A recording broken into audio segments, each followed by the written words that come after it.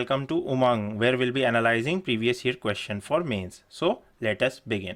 तो आज का जो क्वेश्चन है it reads Indian diaspora has a decisive role to play in the politics and economy of America and European countries. Comment with examples. यह आया था जीएस पेपर 2 2020 में फॉर 150 वर्ड्स और 10 मार्क्स और ये हमारे सिलेबस के इंडियन डायस्पोरा वाले पार्ट से आया था। तो आइए हम इस क्वेश्चन का पहले मीनिंग समझ लेते हैं। ये क्वेश्चन कहना चाह रहा है कि इंडियन डायस्पोरा एक बहुत ही डिसाइसिव रोल प्ले करता है due to the reasons such as they have influential position in politics of this countries, या फिर वो एक कंसिडरेबल वोट बैंक बनाते हैं इन कंट्रीज में।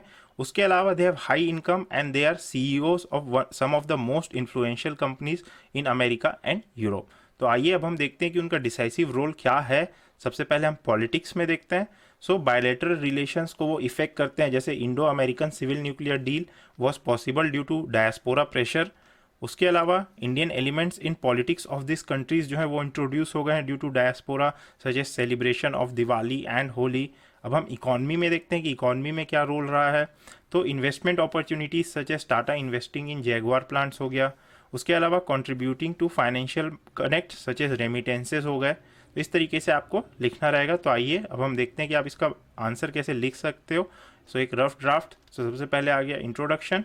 सो more than 8 million diasporas live in America and Europe. ठीक है, so they shape the politics, economy and culture of this country.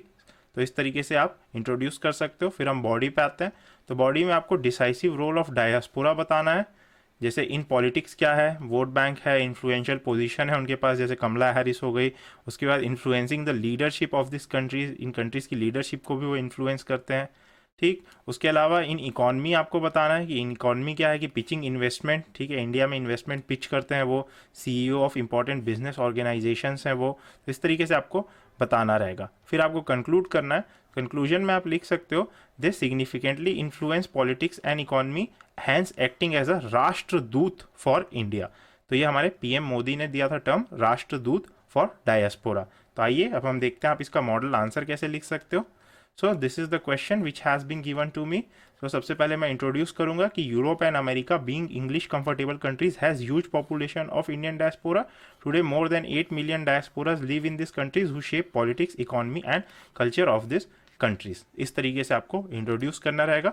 फिर हम देखते हैं डिसाइसिव रोल ऑफ डायस्पोरा क्या है इन पॉलिटिक्स। ठीक है, तो they form a significant vote bank. Example Trump का लॉयल इंडियन वोटर्स और Sikh vote bank in Canada हो गया।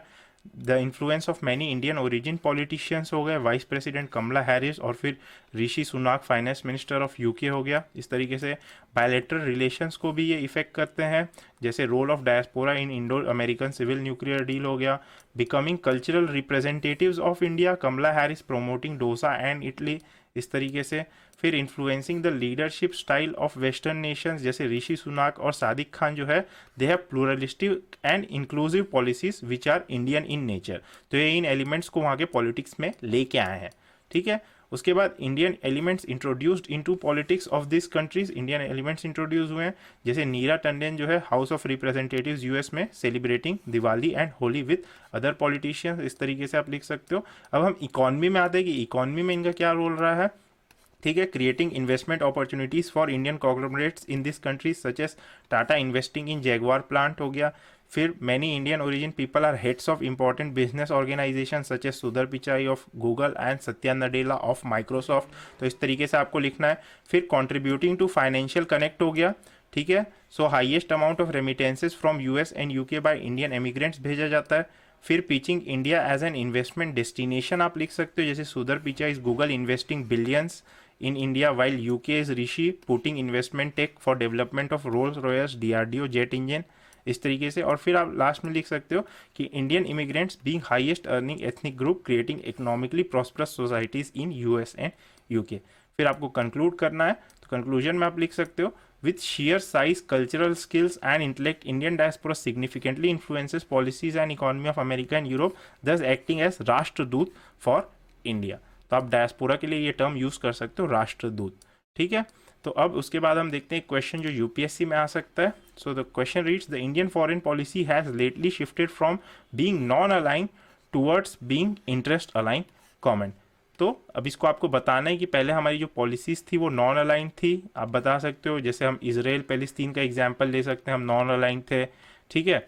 उसके अलावा क्या है, we were playing balancing between Russia and USA, तो इसमें भी हम नॉन अलाइन थे। तो इस तरीके से आपको बताना है कि हम कैसे नॉन अलाइन थे बिफोर, ठीक है। बट अब कैसे है, we are becoming interest align.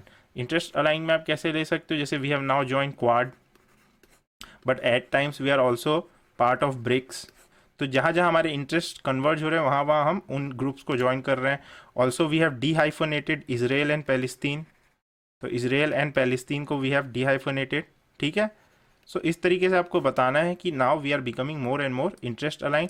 पहले हम जो थे नॉन अलाइन थे, इसमें आप ईरान और यूएसए वाला भी एग्जाम्पल ले सकते हो कि earlier we use to import oil from Iran but now we have stopped it.